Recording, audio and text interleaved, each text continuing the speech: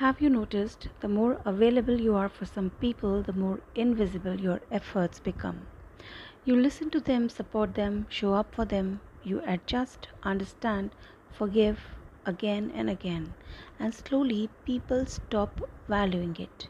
Not because you did something wrong, but because human beings often get used to what is constantly available. That's the painful part.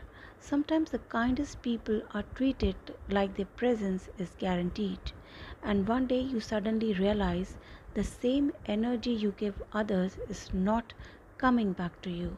You're always checking on people, but nobody checks on you. You remember everyone's pain, but nobody notices yours. And then exhaustion begins.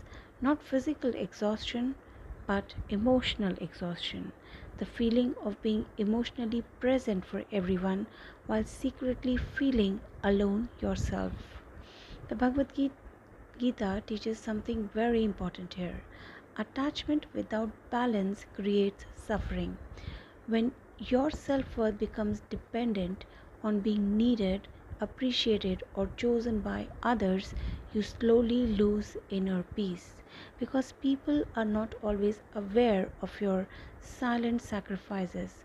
Some people only notice your absence after they become too comfortable with your presence. And maybe this phase is teaching you something difficult but necessary. Being kind does not mean abandoning yourself. Being loving does not mean tolerating emotional neglect forever. Sometimes you have to stop over explaining, stop over giving, stop chasing people emotionally, and quietly step back, not with anger, not with ego, but with self respect. Because your value does not decrease just because someone failed to appreciate it. And listen carefully.